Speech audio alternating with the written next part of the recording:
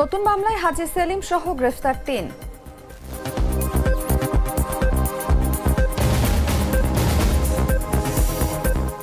গণধর্ষণের হুমকি দেওয়া সে শিক্ষার্থীকে বহিষ্কার করল ঢাবি।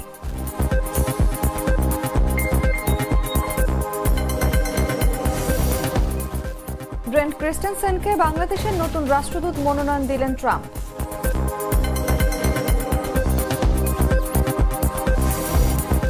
ভেনেজুয়েলার নৌযানে যুক্তরাষ্ট্রের হামলা, নিহত অন্তত ১১।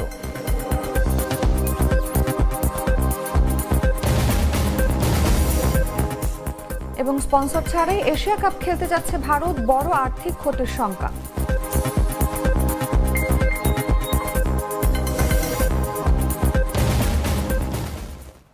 এতক্ষণ শুনছিলেন সংবাদ শিরোনাম। দর্শক আমন্ত্রণ দুপুর ১টা সংবাদে, সঙ্গে আছি আমি অনুভা বিশ্বাস। ড্রপ এতে ব্যবহৃত ইনসেক্টস রিপেলেন্ট মাস্টার ব্যাচ পোকামাকড় থেকে কাপড়কে রাখে সম্পূর্ণ সুরক্ষিত। আরএফএল ওয়্যার ড্রপ, যত্নে থাকুক ভালোবাসা।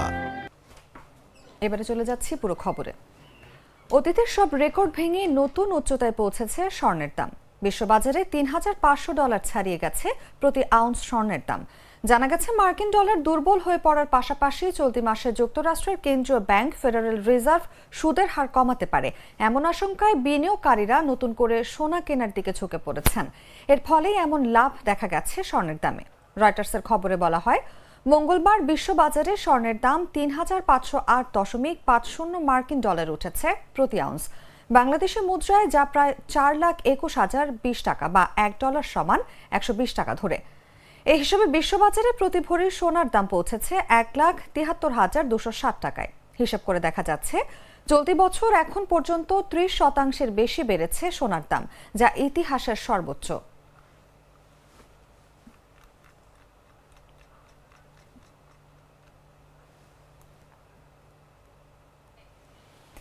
বৈষম্য বিরোধী ছাত্র আন্দোলনকে কেন্দ্র করে গুলশান থানার ফার্নিচার কর্মচারী পারভেজ ব্যাপারী হত্যা মামলায় অভিনেতা সিদ্দিকুর রহমানের ১০ দিনের রিমান্ড চেয়ে আবেদন করেছে পুলিশ। বুধবার ঢাকার চিফ মেট্রোপলিটন ম্যাজিস্ট্রেট সিএমএম আদালতে এই বিষয়ে রিমান্ড শুনানি অনুষ্ঠিত হবে। মামলাটির তদন্তকারী কর্মকর্তা গুলশান থানার উপপরিদর্শক সামিউল ইসলাম গত ২৪ আগস্ট তার এই রিমান্ড আবেদন করেন। সিএমএম আদালতের অতিরিক্ত পাবলিক প্রসিকিউটর মোহাম্মদ শামসুদ্দোহা সুমন এই তথ্য নিশ্চিত করেছেন। রিমান্ড আবেদনে বলা হয়, এই আসামি অত্যন্ত সুকৌশলে শাহজাদপুরের সুবাস্তু নজরভেলির সামনে উপস্থিত থেকে অর্থের যোগান দিয়ে বৈষম্য বিরোধী ছাত্র জনতাকে নিবৃত্ত করার জন্য ঘটনাটি ঘটায়।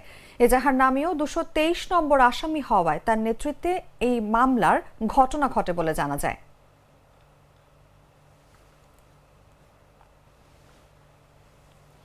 সামাজিক যোগাযোগ মাধ্যমে এক ছাত্রীকে ধর্ষণের হুমকি দেওয়ার ঘটনায় ঢাকা বিশ্ববিদ্যালয়ের সমাজবিজ্ঞান বিভাগের ২০২০-২১ সেশনের শিক্ষার্থী আলী হোসেনকে বিশ্ববিদ্যালয় থেকে ৬ মাসের জন্য বহিষ্কার করা হয়েছে।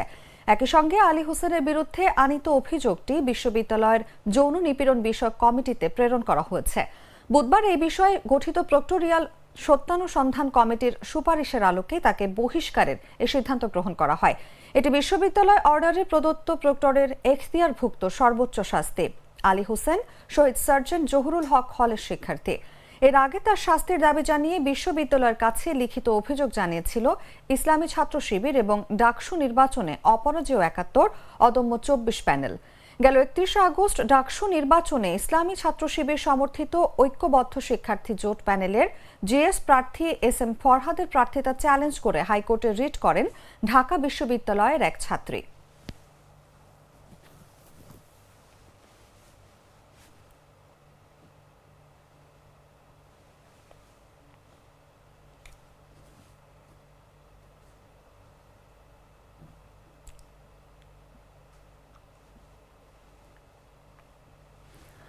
বৈষম্য বিরোধী আন্দোলন কেন্দ্রিক রাজধানীর লালবাগ থানার ইলেকট্রিশিয়ান শাওন শিকদার হত্যা মামলায় ঢাকার সাবেক এমপি হাজী সেলিম ও ঢাকা বিশ্ববিদ্যালয়ের নিষিদ্ধ ছাত্রলীগের সাধারণ সম্পাদক তানভীর হাসান সৈকতকে গ্রেফতার দেখিয়েছেন আদালত। নিউ মার্কেট থানার এক হত্যা চেষ্টা মামলায় নিষিদ্ধ ছাত্রলীগের সাবেক গণশিক্ষা বিষয়ক সম্পাদক মুকিব মিয়াকে গ্রেফতার দেখানো হয়েছে। বুধবার ঢাকার মেট্রোপলিটন ম্যাজিস্ট্রেট জি.এম. ফারহান ইশতিয়াকের আদালত শুনানি শেষে এই আদেশ দেন। এদিন আসামিদের আদালতে হাজির করে মামলার তদন্তকারী কর্মকর্তারা গ্রেফতার দেখানোর আবেদন করেন। পরে আদালত সেটি মঞ্জুর করেন। শাওন হত্যার মামলা সূত্রে জানা যায়, জুলাই আন্দোলন চলাকালে গত বছরের 19 জুলাই লালবাগ থানাধীন আজিমপুর এলাকা দিয়ে বাসায় ফিরছিলেন শাওন শিকদার। ঘটনার দিন ইডেন মহিলা কলেজের সামনে পৌঁছালে আসামিদের ছোড়া গুলিতে গুলিবিদ্ধ হয়ে নিহত হন তিনি।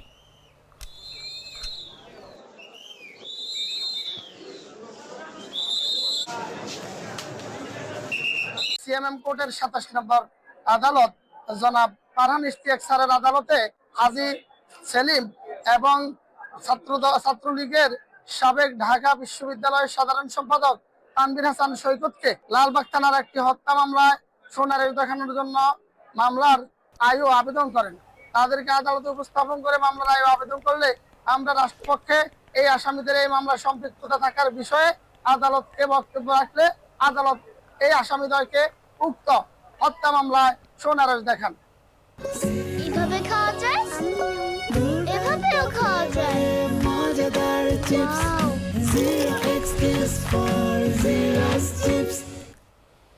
দিনাজপুরের বিরল উপজেলার রানীপুকুর ইউনিয়নের হালজাই শালতলার বাসিন্দা সারওয়ার সেলিম মালয়েশিয়া থেকে দেশে ফিরে মরিচ চাষে অসাধারণ সাফল্য অর্জন করেছেন।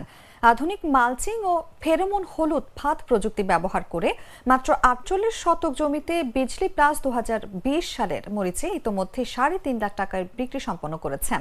মৌসুম শেষে আরও 2 থেকে 2.5 লাখ টাকার বিক্রির আশা করছেন। দিনাজপুর প্রতিনিধির পাঠানো তথ্যচিত্রে বিস্তারিত ডেস্ক রিপোর্টে।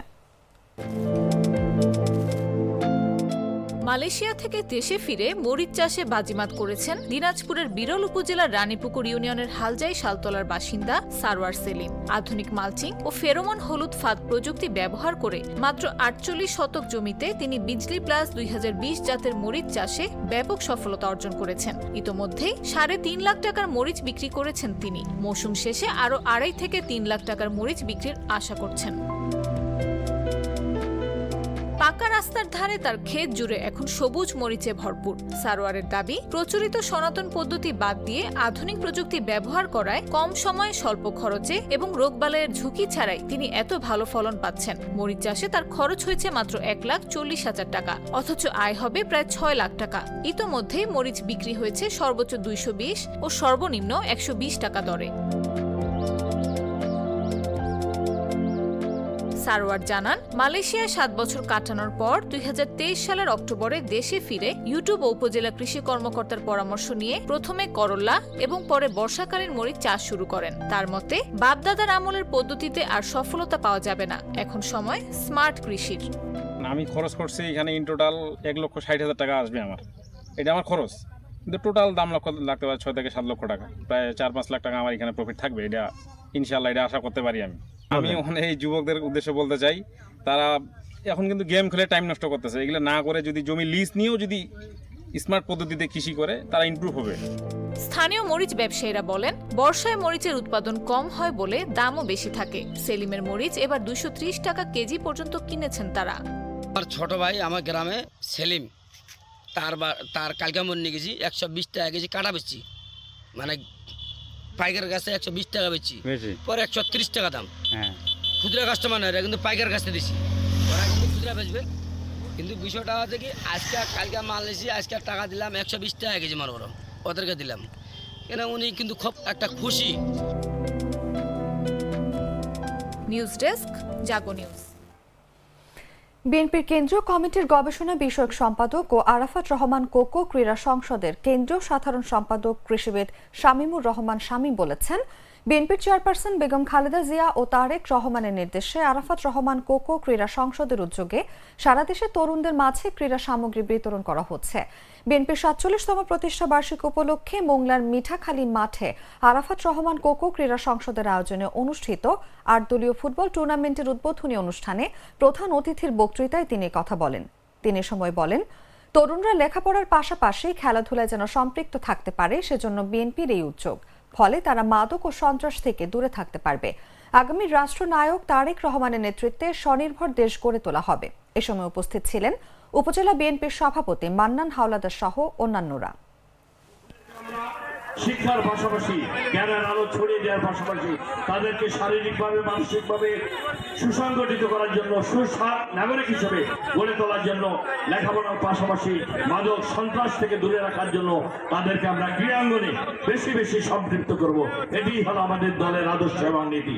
শহীদ রাষ্ট্রপতি জিয়া রহমান, দেশনেত্রী বেগম খালেদা জিয়া এবং আগামী রাষ্ট্রনায়ক তারেক রহমানের নির্দেশনায় আরাফাত রহমান কোকো ক্রীড়া সংসদ সারা বাংলাদেশে তরুণদেরকে নিয়ে ক্রীড়া সামগ্রী বিতরণ করে তরুণদেরকে ক্রীড়ায় সম্পৃক্ত করছে, যাতে করে তরুণরা সত্যিকার অর্থে নাগরিক সুনাগরিক হিসেবে গড়ে উঠতে পারে। লেখাপড়ার পাশাপাশি ক্রীড়াঙ্গনে সম্পৃক্ত হয়ে তারা মাদক সন্ত্রাস থেকে দূরে থাকে, আগামী প্রজন্মের জন্য একটি সুখী সমৃদ্ধশালী বাংলাদেশ তাদের মেধা মননে তারা গড়ে তুলবে।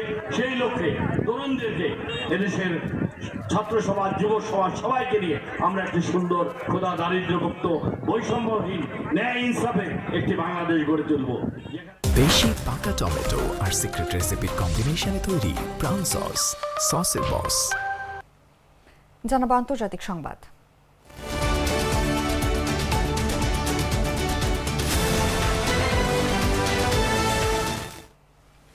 মার্কিন প্রেসিডেন্ট ডোনাল্ড ট্রাম্প বাংলাদেশের জন্য যুক্তরাষ্ট্রের রাষ্ট্রদূত পদে পেশাদার কূটনীতিক ব্রেন্ট টি ক্রিস্টেনসেনকে মনোনীত করেছেন।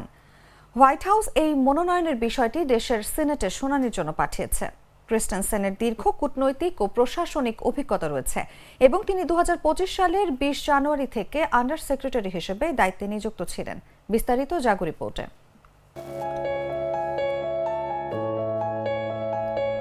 মার্কিন প্রেসিডেন্ট ডোনাল্ড ট্রাম্প বাংলাদেশের যুক্তরাষ্ট্রের রাষ্ট্রদূতের পদে পেশাদার কূটনীতিক ব্রেন্ট টি ক্রিস্টেনসেনকে মনোনীত করেছেন। হোয়াইট হাউস এই মনোনয়নের বিষয়টি মঙ্গলবার দেশের সিনেটে শুনানির জন্য পাঠিয়েছে বলে জানিয়েছে মার্কিন পররাষ্ট্র বিভাগ। ক্রিস্টেনসেনের দীর্ঘ কূটনৈতিক ও প্রশাসনিক অভিজ্ঞতা রয়েছে। 2025 সালের 20 জানুয়ারি তাকে প্রেসিডেন্ট ট্রাম্প অস্ত্র নিয়ন্ত্রণ ও আন্তর্জাতিক নিরাপত্তা বিষয়ক আন্ডার সেক্রেটারির দায়িত্বে নিযুক্ত জ্যেষ্ঠ কর্মকর্তা হিসেবে মনোনীত করেন। 2022 সালের আগস্ট থেকে 2025 সালের জানুয়ারি পর্যন্ত তিনি যুক্তরাষ্ট্রের কৌশলগত কমান্ডারের পররাষ্ট্রনীতি বিষয়ক উপদেষ্টা হিসেবে দায়িত্ব পালন করেছেন। এ সময় তিনি কমান্ডারের কাছে ইউএসএস স্ট্র্যাটকমের বৈশ্বিক কৌশলগত প্রতিরোধ মিশনের পররাষ্ট্র নীতিগত প্রভাব সম্পর্কে পরামর্শ দিতেন। সিনিয়র ফরেন সার্ভিস কর্মকর্তা হিসেবে ক্রিস্টেনসেন ঢাকায় মার্কিন দূতাবাসের রাজনৈতিক ও অর্থনৈতিক কাউন্সিলর হিসেবে 2019 থেকে 2021 সাল পর্যন্ত দায়িত্ব পালন করেছেন। তিনি মার্কিন পররাষ্ট্র দপ্তরের পলিটিক্যাল মিলিটারি অ্যাফেয়ার্স ব্যুরোর আঞ্চলিক নিরাপত্তা ও অস্ত্র হস্তান্তর অফিসের ডেপুটি ডিরেক্টর এবং হাউস ফরেন অ্যাফেয়ার্স কমিটির এশিয়া ও প্যাসিফিক সাব কমিটির সংখ্যাগরিষ্ঠ দলের স্টাফে পার্সন ফেলো হিসেবেও কাজ করেছেন। এর বাইরে তিনি বিশেষ প্রতিনিধির বিশেষ সহকারী, ইস্ট এশিয়া ও প্যাসিফিক অ্যাফেয়ার্স ব্যুরোর সাইবার কোঅর্ডিনেটর, ম্যানিলায় মার্কিন দূতাবাসে অর্থনীতি বিষয়ক ডেপুটি কাউন্সিলর, সান সালভাদোরে মার্কিন দূতাবাসে ডেপুটি ইকোনমিক কাউন্সিলর, পররাষ্ট্র দপ্তরের পাকিস্তান ও বাংলাদেশ বিষয়ক অফিসে বাংলাদেশ কান্ট্রি অফিসার, রিয়াতে মার্কিন দূতাবাসে অর্থনৈতিক কর্মকর্তা এবং হো চি মিন সিটিতে মার্কিন কনসুলেট জেনারেলের ভাইস কনসাল হিসেবে দায়িত্ব পালন করেছেন। দক্ষিণ ক্যারিবীয় সাগরে ভেনেজুয়েলা থেকে আসা সন্দেহভাজন মাদকবাহী একটি নৌযানে যুক্তরাষ্ট্রের সামরিক অভিযানে 11 জন নিহত হয়েছে। প্রেসিডেন্ট ডোনাল্ড ট্রাম্প এই হামলার সত্যতা নিশ্চিত করেছেন। নিহত 11 জনকে সন্ত্রাসী হিসেবে চিহ্নিত করেছেন মার্কিন রিপাবলিকান এই প্রেসিডেন্ট। বুধবার বার্তা সংস্থা রয়টার্স এক প্রতিবেদনে এই তথ্য জানায়। বার্তা সংস্থাটি বলছে, মঙ্গলবার যুক্তরাষ্ট্রের সামরিক বাহিনী ভেনেজুয়েলা থেকে আসা সন্দেহভাজন মাদকবাহী একটি নৌকায় হামলা চালিয়ে 11 জনকে হত্যা করেছে বলে জানিয়েছেন প্রেসিডেন্ট ডোনাল্ড ট্রাম্প। সম্প্রতি দক্ষিণ ক্যারিবীয় অঞ্চলে মার্কিন যুদ্ধ জাহাজ মোতায়েনের পর এটি প্রথম বড়সড় অভিযান।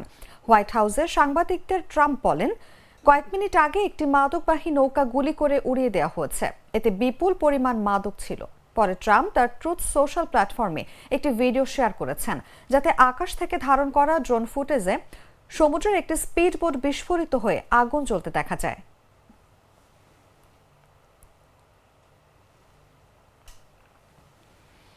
ভারতের উত্তরপ্রদেশের হারদুই জেলায় দীর্ঘ 8 বছর আগে নিখোঁজ হওয়া স্বামীকে হঠাৎ সামাজিক যোগাযোগ মাধ্যম ইনস্টাগ্রামের একটি ভিডিওতে দেখতে পান তার স্ত্রী।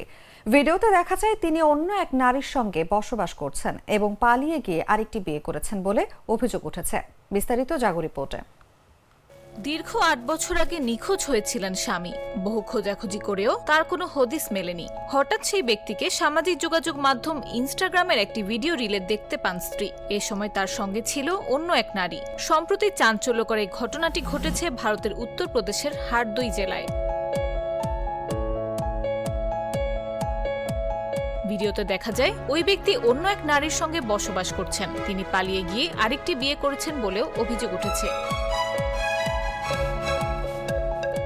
পুলিশ জানিয়েছে ওই ব্যক্তির নাম জিতেন্দ্র কুমার ওরফে বাবলু, বয়স 32 বছর। তিনি 2018 সালে হারদই থেকে নিখোঁজ হন। দীর্ঘ খোঁজাখুঁজির পরও তার কোনো সন্ধান পাওয়া যায়নি। শেষ পর্যন্ত তার স্ত্রী সম্প্রতি ইনস্টাগ্রামে একটি রিল দেখেন এবং সেখানে স্বামীকে দেখে হতবাক হয়ে যান। স্ত্রীর অভিযোগের ভিত্তিতে হারদই পুলিশ তদন্ত শুরু করে। অনুসন্ধানে জানা যায় জিতেন্দ্র গত কয়েক বছর ধরে লুধিয়ানায় বসবাস করছেন এবং সেখানে আরেক নারীকে বিয়ে করেছেন। পরে পুলিশ তাকে হেফাজতে নেয়। হারদই সার্কেল অফিসার সন্তোষ কুমার সিং জানান, তদন্তে প্রমাণ মিলেছে জিতেন্দ্র লুধিয়ানায় অন্য নারীকে বিয়ে করেছেন। তাকে আটক করা হয়েছে। পুলিশ সূত্রে জানা গেছে জিতেন্দ্র 2017 সালে বিয়ে করেন। পরের বছর তাদের একটি পুত্র সন্তান হয়। তবে 2018 সালের এপ্রিলে হঠাৎ নিখোঁজ হয়ে যান তিনি। পরিবার অনেক চেষ্টা করেও তাকে খুঁজে পায়নি। শেষ পর্যন্ত তার বাবা থানায় নিখোঁজ ডায়েরি করেন। পুলিশ জানায়, অভিযোগের ভিত্তিতে ভারতীয় আইন, ভারতীয় ন্যায় সংহিতার 82(1) ধারায় জিতেন্দ্রের বিরুদ্ধে মামলা হয়েছে। তার স্ত্রীর জবানবন্দি নেওয়া হয়েছে এবং তদন্ত চলছে। সংবাদ শেষ করব খেলার খবর জানিয়ে।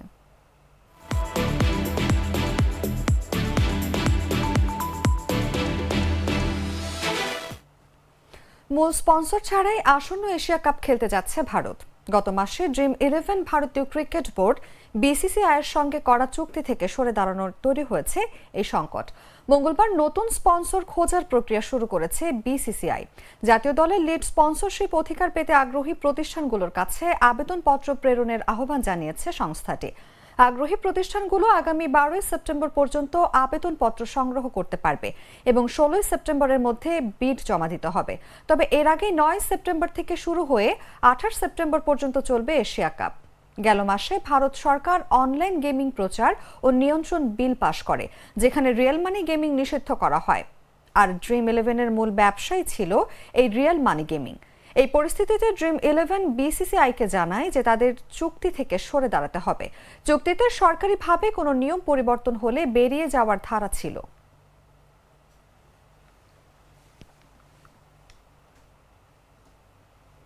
সংবাদ শেষ করার আগে শিরোনামগুলো জানিয়ে দিচ্ছি আরেকবার।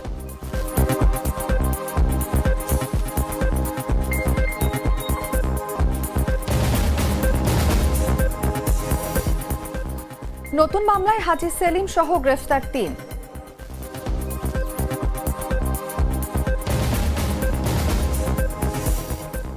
গণধর্ষণের হুমকি দেওয়া সে শিক্ষার্থীকে বহিষ্কার করল ঢাবি।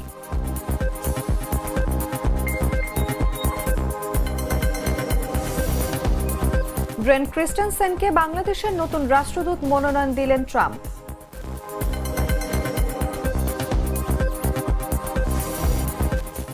ভেনেজুয়েলার নৌযানে যুক্তরাষ্ট্রের হামলা, নিহত অন্তত 11।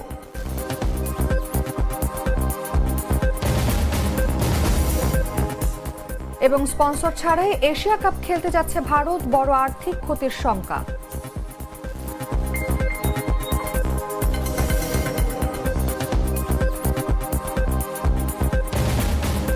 দর্শক, এই ছিল এখনকার মতো। এরপর দেখবেন দুপুর 3টার সংবাদ। প্রতি মুহূর্তে সর্বশেষ খবর জানতে ভিজিট করুন jagonews24.com। ফলো করুন আমাদের ভেরিফাইড ফেসবুক পেজ এবং সাবস্ক্রাইব করুন জাগো নিউজের ইউটিউব চ্যানেল। ধন্যবাদ এতক্ষণ সাথে থাকার জন্য।